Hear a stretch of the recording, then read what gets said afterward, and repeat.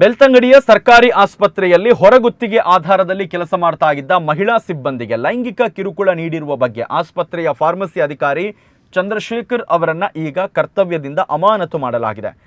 ಆರೋಗ್ಯ ಮತ್ತು ಕುಟುಂಬ ಕಲ್ಯಾಣ ಇಲಾಖೆಯ ನಿರ್ದೇಶಕರಾದ ಡಾಕ್ಟರ್ ರಜನಿ ಎಂ ಅವರು ಚಂದ್ರಶೇಖರ್ ಅವರ ಕರ್ತವ್ಯ ಲೋಪ, ದುರ್ನಡತೆ, ಕರ್ತವ್ಯ ನಿರ್ಲಕ್ಷ್ಯತೆಯ ಆರೋಪದ ಹಿನ್ನೆಲೆಯಲ್ಲಿ ತಕ್ಷಣದಿಂದಲೇ ಸರ್ಕಾರಿ ಸೇವೆಯಿಂದ ಅಮಾನತಿನಲ್ಲಿಟ್ಟು ಅಮಾನತಿನ ಸಮಯದಲ್ಲಿ ಸಕ್ಷಮ ಪ್ರಾಧಿಕಾರದ ಪೂರ್ವಾನುಮತಿ ಪಡೆಯದೆ ಕೇಂದ್ರ ಸ್ಥಾನ ಬಿಟ್ಟು ಎಲ್ಲೂ ಹೋಗುವಂತಿಲ್ಲ ಅಂತ ಆದೇಶವನ್ನು ಕೊಟ್ಟಿದ್ದಾರೆ. ಇನ್ನು ಬೆಳ್ತಂಗಡಿ ತಾಲೂಕು ಆಸ್ಪತ್ರೆಯಲ್ಲಿ ಕರ್ತವ್ಯವನ್ನು ನಿರ್ವಹಿಸ್ತಾ ಇದ್ದ ಮಹಿಳಾ ಸಿಬ್ಬಂದಿಯೊಬ್ಬರಿಗೆ ಚಂದ್ರಶೇಖರ್ ಅವರು ಲೈಂಗಿಕ ಕಿರುಕುಳವನ್ನು ನೀಡ್ತಾ ಇರುವ ಬಗ್ಗೆ ಜೂನ್ 11ನೇ ತಾರೀಕಿಗೆ ಒಂದು ದೂರು ದಾಖಲಾಗುತ್ತೆ.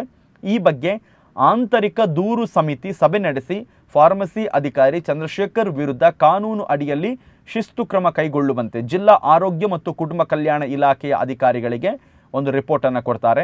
FIR ಸೇರಿದಂತೆ ಸಾಕ್ಷ್ಯಾಧಾರದ ಲಿಖಿತ ಹೇಳಿಕೆ ಮತ್ತು ದೂರುದಾರರು ತನಿಖೆಗೆ ಹಾಜರಾಗದೇ ಇರೋದನ್ನು ಗಂಭೀರವಾಗಿ ಪರಿಗಣಿಸಿ ಚಂದ್ರಶೇಖರ್ ವಿರುದ್ಧದ ಆರೋಪ ಮೇಲ್ನೋಟಕ್ಕೆ ಸಾಬೀತಾಗಿರುವ ಹಿನ್ನೆಲೆಯಲ್ಲಿ KCS ನಡತೆ ನಿಯಮ 2021 ನಿಯಮ ಉಲ್ಲಂಘಿಸುವ ಮೂಲಕ ಸರ್ಕಾರಿ ನೌಕರಿಗೆ ಅವರು ಸರಿಯಾಗಿ ನಡೆದುಕೊಂಡಿಲ್ಲ ಎನ್ನುವ ಒಂದು ನಿಯಮದ ಅಡಿಯಲ್ಲಿ ಈಗ ಆದೇಶವನ್ನು ಹೊರಡಿಸಲಾಗಿದೆ.